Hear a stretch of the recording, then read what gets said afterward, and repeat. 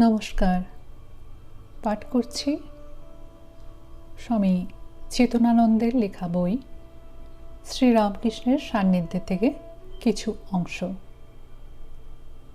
বিষয় বহুরূপী শ্রীরামকৃষ্ণ।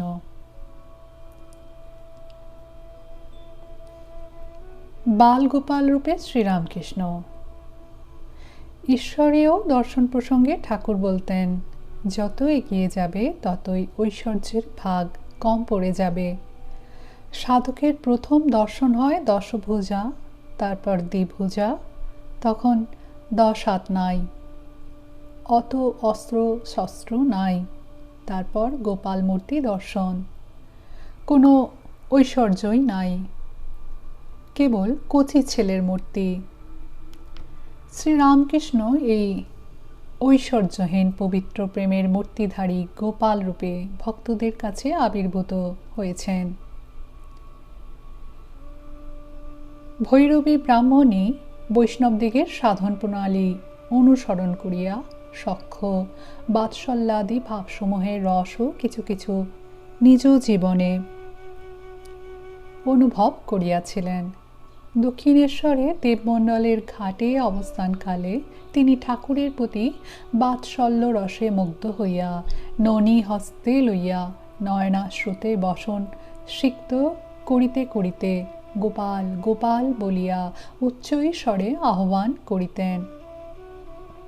আর এদিকে দক্ষিণেশ্বর কালীবাড়িতে সহসা ঠাকুরের মন ব্রাহ্মণীকে দেখিবার নিমিত্ত ব্যাকুল হইয়া উঠিত।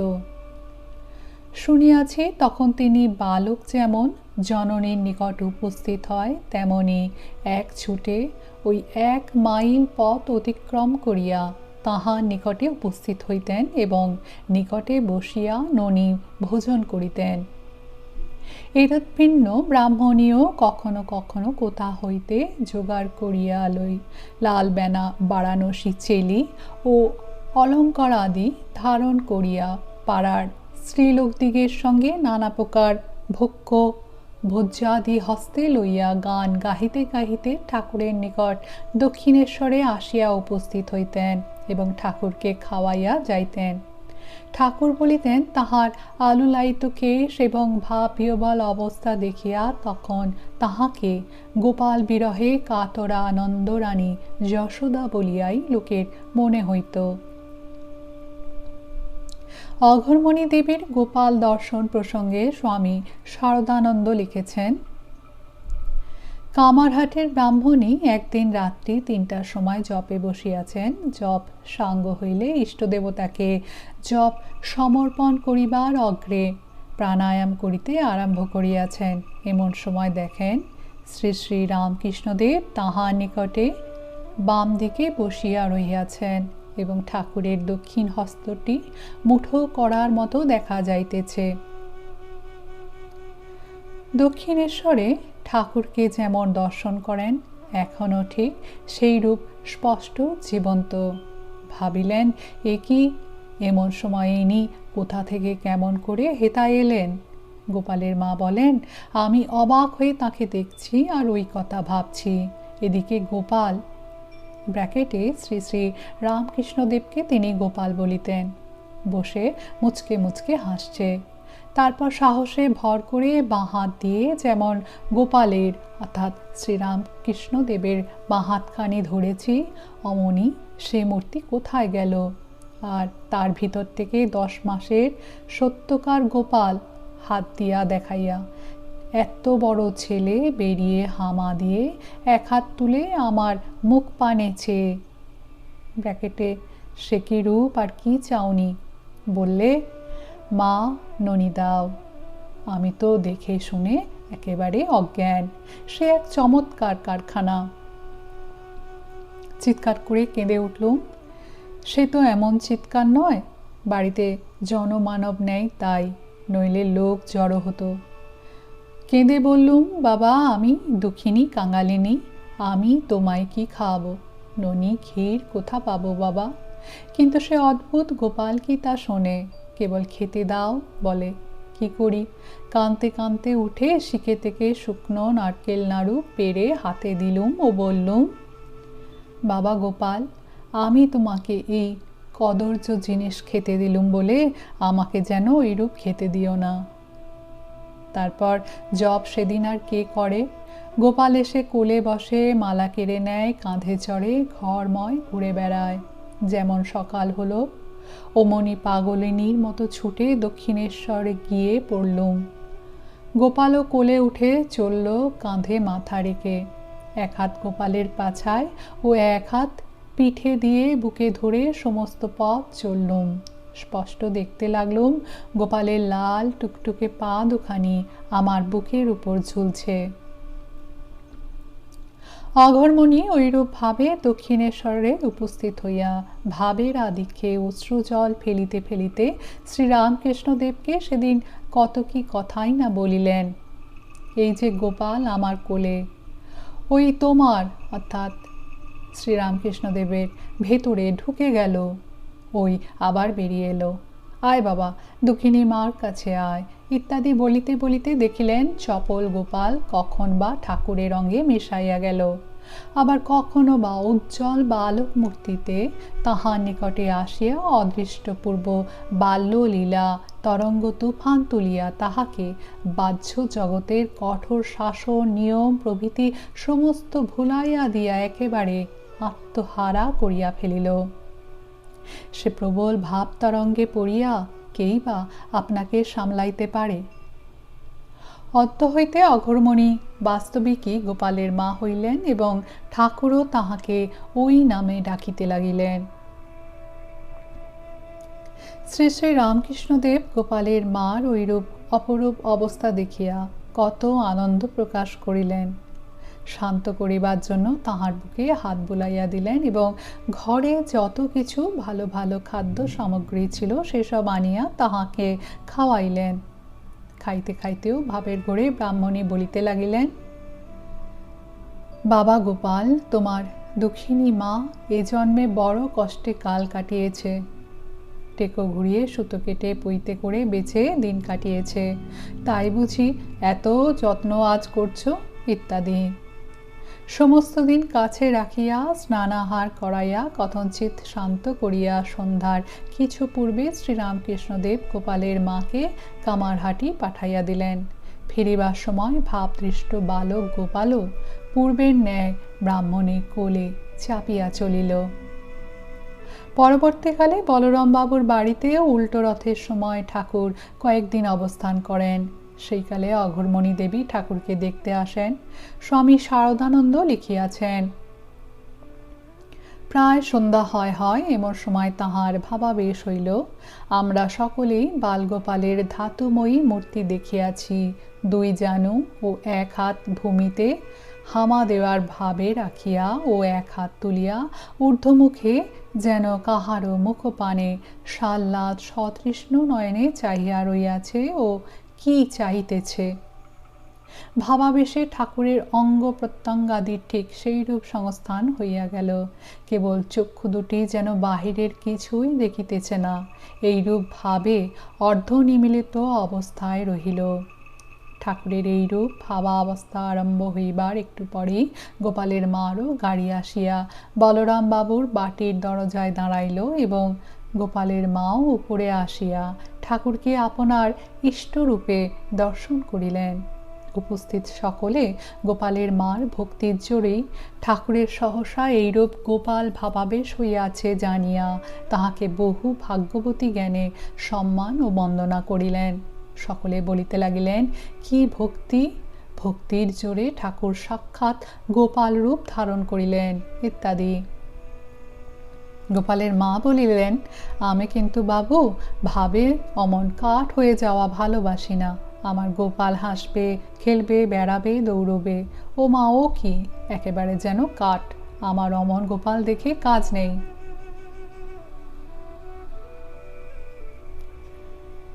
রামচন্দ্র রূপে শ্রীরামকৃষ্ণ।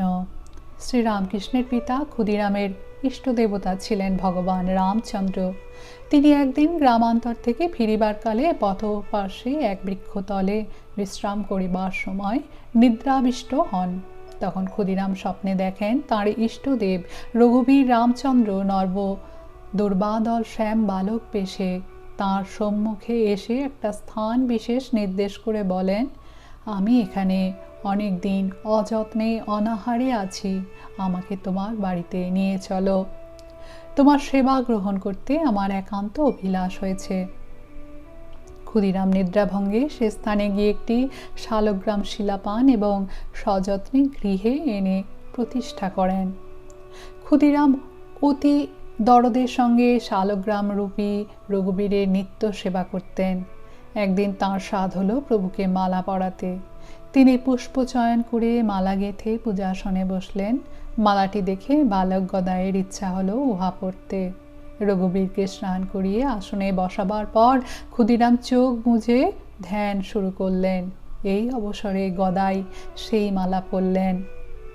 রামকৃষ্ণ পুঁথিতে অক্ষয় সেন লিখেছেন, রঙ্গ করি জনকেরে ডাক দিয়া কন, দেখো না গো রঘুবীর সেজেছে কেমন, আমি সেই রঘুবীর দেখো না গো চেয়ে কেমন সেজেছি মালা চন্দন পরিয়ে। ভৈরবী ব্রাহ্মণীর ইষ্ট কে ছিলেন বলা মুশকিল। শ্রীরামকৃষ্ণকে দেখবার পূর্বে তিনি মা জগদম্বার আদেশ পেয়েছিলেন, তন্ত্রোক্ত শক্তির উপাসনাতে সিদ্ধ হয়েছিলেন, বৈষ্ণবক্ত ভক্তি মার্গেরও উচ্চ সাধিকা ছিলেন, অথচ তিনি ভ্রমণকালে তাঁর চির আরাধিত রঘুবীর শিলা বহন করে নিয়ে যেতেন। শ্রীরামকৃষ্ণকে প্রথম দর্শনের পর কি হয়েছিল স্বামী শারদানন্দ বর্ণনা করেছেন। দেব দর্শন ও জলযোগ শেষ হইলে ব্রাহ্মণী নিজ কণ্ঠগত রঘুবীর শিলার ভোগের জন্য ঠাকুরবাটির ভাণ্ডার হইতে আটা চাল প্রভৃতি ভিক্ষা স্বরূপে গ্রহণ করিয়া পঞ্চবটী তলে রন্ধনাদিতে ব্যাপৃতা হইলেন। রন্ধন শেষ হইলে রঘুবীরের সম্মুখে খাদ্যাদি রাখিয়া ব্রাহ্মণী নিবেদন করিয়া দিলেন এবং ইষ্টদেবকে চিন্তা করিতে করিতে গভীর ধ্যানে নিমগ্ন হইয়া অভূতপূর্ব দর্শন লাভে সমাধিস্থা হইলেন। বাহ্যজ্ঞান লুপ্ত হইয়া তাহার দু নয়নে প্রেমাশ্রুধারা প্রবাহিত হইতে লাগিল। ঠাকুর ওই সময়ে প্রাণে প্রাণে আকৃষ্ট হইয়া অর্ধবাহ্য অবস্থায় সহসা তথায় উপস্থিত হইলেন এবং দৈব শক্তি বলে পূর্ণাবিষ্ট হইয়া ব্রাহ্মণী নিবেদিত খাদ্য সকল ভোজন করিতে লাগিলেন। কতক্ষণ পরে ব্রাহ্মণী সংজ্ঞালাভ করিয়া চক্ষু উন্মীলন করিলেন এবং বাহ্যজ্ঞান বিরহিত ভাবাবিষ্ট ঠাকুরের ওই প্রকার কার্যকলাপ নিজ দর্শনের সহিত মিলাইয়া পাইয়া আনন্দে কণ্টকিত কলে বড়া হইলেন। কিয়ৎকাল পরে ঠাকুর সাধারণ জ্ঞান ভূমিতে অবরোহণ করিলেন এবং নিজকৃত কার্যের জন্য ক্ষুব্ধ হইয়া ব্রাহ্মণীকে বলিতে লাগিলেন, কে জানে বাপু, আত্মহারা হইয়া কেন এইরূপ কার্য সকল করিয়া বসি। ব্রাহ্মণী তখন জননীর ন্যায় তাহাকে আশ্বাস প্রদানপূর্বক বলিলেন, বেশ করিয়াছ বাবা, ওইরূপ কার্য তুমি করো নাই, তোমার ভিতর যিনি আছেন তিনি করিয়াছেন। ধ্যান করিতে করিতে আমি যাহা দেখিয়াছি তাহাতে নিশ্চয়ই বুঝিয়াছি কে ওইরূপ করিয়াছে এবং কেনই বা করিয়াছে। বুঝিয়াছি আর আমার পূর্বের বাহ্য পূজার আবশ্যকতা নেই। আমার পূজা এতদিনে সার্থক হইয়াছে। এই বলিয়া ব্রাহ্মণী কিছুমাত্র দ্বিধা না করিয়া দেব প্রসাদ স্বরূপে উক্ত ভোজনাবশিষ্ট গ্রহণ করিলেন এবং ঠাকুরের শরীর মনাশ্রয়ে রঘুবীরের জীবন্ত দর্শন লাভপূর্বক প্রেম গদগদ চিত্তে বাষ্প বাড়ি মোচন করিতে করিতে বহুকাল পূজিত নিজ রঘুবীর শিলাটিকে গঙ্গাগর্ভে বিসর্জন করিলেন। বাৎসল্যভাবে সাধনকালে শ্রীরামকৃষ্ণ জটাধারী নামক এক রামায়িত সাধুর কাছে রাম মন্ত্রে দীক্ষিত হন। জটাধারীর ইষ্ট রামলালার অর্থাৎ বালক বেশী রামচন্দ্র অষ্টধাতুর মূর্তি কিভাবে ঠাকুরের সঙ্গে জীবন্ত মানবের মতো আহার শয়ন স্নান দৌড় ঝাঁপ করেছে তা সত্যই বিস্ময়জনক। ঠাকুরও মা কৌশল্যার ন্যায় বাৎসল্য রসে আপ্লুত হয়ে রামলালার সেবা করেছেন। তারপর রামলালার সহিত ঠাকুরের ঘনিষ্ঠ যোগ থেকে জটাধারী একদিন সজল নয়নে ঠাকুরের কাছে এসে বলল, রামলালা আমাকে কৃপা করে প্রাণের পিপাসা মিটিয়ে যেমনভাবে দেখতে চাইতাম তেমনি করে দর্শন দিয়েছে ও বলেছে এখান থেকে যাবে না, তোমাকে ছেড়ে কিছুতেই যেতে চায় না। আমার এখন আর মনে দুঃখ কষ্ট নাই, তোমার কাছে ও সুখে থাকে, আনন্দে খেলাধুলা করে, তাই দেখি আমি আনন্দে ভরপুর হয়ে যাই। এখন আমার এমনটা হয়েছে যে ওর যাতে সুখ তাতেই আমার সুখ, সেজন্য আমি এখন একে তোমার কাছে রেখে অন্যত্র যেতে পারবো। তোমার কাছে সুখে আছে ভেবে ধ্যান করি আমার আনন্দ হবে। এই বলে রামলালাকে আমায় দিয়ে বিদায় গ্রহণ করলে। সেই অবধি রামলালা এখানে রয়েছে। নবগোপাল বাবুর সহধর্মিণী পরম ভক্তিমতী ও গুণশালিনী ছিলেন। অল্প বয়সে তিনি পরিণীতা হন। পরিণয়ের অল্পকাল পরে তিনি তাঁহার পতির সহিত দক্ষিণেশ্বরে গিয়াছিলেন। একবার তিনি ঠাকুরের কাছে যান, তখন ঠাকুরের খাটে নিচে একটি বিড়াল কয়েকটি সদ্য প্রসূত ছানা লইয়া আশ্রয় গ্রহণ করে। ঠাকুর তাহাকে বলিল, ওরা এলে এখনই বেড়ালের বাচ্চাগুলোকে মেরে তাড়াবে, কিন্তু আশ্রিতকে কি করে রক্ষা করা যায়? তখন স্ত্রী ভক্তটি বলিলেন, আমি এগুলি নিয়ে যেতে পারি।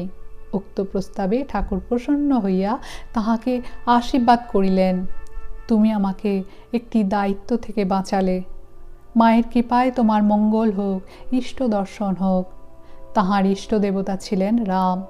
তিনি ইষ্টমন্ত্র জপিতে জপিতে ভগবান শ্রী রামচন্দ্রের দর্শন লাভ করেন। যেই তিনি আবির্ভূত ইষ্ট দেবতাকে প্রণামপূর্বক পায়ের ধুলা লইতে যাইতেছেন, এমন সময়ে দেখিলেন ইষ্টমূর্তির পরিবর্তে গুরুমূর্তি রামকৃষ্ণ। ঠাকুর হাসিয়া বলিলেন, কি এখন বিশ্বাস হলো আমি কে? স্বামী শান্তানন্দ তাঁর স্মৃতিকথাতে লিখেছেন, একদিন ঠাকুরের কথা প্রসঙ্গে রামলাল দাদা ব্র্যাকেটে রামলাল চট্টোপাধ্যায় ঠাকুরের ভ্রাতুষ্পুত্র আমাকে বলিয়াছিলেন, অযোধ্যায় একজন যুবক রামাত সাধু বুঝতে পারলেন যে ভগবান আবার ধরাধামে অর্থাৎ পূর্বাঞ্চলে অবতীর্ণ হয়েছেন। তিনি তাকে দেখবার জন্য অযোধ্যা হতে পদব্রজে রওনা হলেন। আস্তে আস্তে বাংলাদেশে এসে শুনলেন যে কলকাতার নিকটে রামকৃষ্ণ পরমহংস নামে একজন বড় সাধু আছেন। সন্ধান করে তিনি দক্ষিণেশ্বরে এসে উপস্থিত হলেন। এসেই জিজ্ঞেস করছেন তিনি অর্থাৎ রামকৃষ্ণ পরমহংস কোথায়। কালীবাড়ির লোক তাকে বললে যে এই কয়েকদিন হলো তিনি শরীর ত্যাগ করেছেন। এই কথা শুনে সাধুটি हम इतना तकलीफ करके अयोध्या से उनको वास्ते पैदल आते हैं और वो शरीर छोड़ दिया, এই বলে খুব কাঁদতে লাগলেন। ওকে কালীবাড়ির সদাব্রত হতে ভিক্ষা গ্রহণের জন্য অনুরোধ করলে, কিন্তু তিনি কিছু না খেয়ে 2-3 দিন পঞ্চবটিতে পড়ে রইলেন। এ সময় একদিন রাত্রে তিনি দেখেন নহবতের পাশে বকুলতলার ঘাট দিয়ে ঠাকুর গঙ্গা থেকে উলঙ্গ অবস্থায় উঠলেন। উঠে ওকে বললেন, তুই এই কয়দিন খাসনি, এই পায়েস এনেছি, খা। এই বলে ওকে খাওয়ালেন এবং তারপর অদৃশ্য হয়ে গেলেন। পরদিন সকালে আমি পঞ্চবটিতে গিয়ে দেখি সাধুটির খুব আনন্দ। জিজ্ঞেস করলুম, তুমি এতদিন বিমর্ষ ছিলে, হঠাৎ তোমার এত আনন্দ দেখছি কেন? সাধুটি তখন সমস্ত বৃত্তান্ত বললেন এবং ঠাকুর যে মাটির সরাতে করে ওকে পায়েস খাইয়েছিলেন সে সরাটিও দেখালেন। রামলাল দা এই সরাখানা বহুকাল যত্ন করে রেখেছিলেন, তারপর কিভাবে নষ্ট হয়ে গেছে।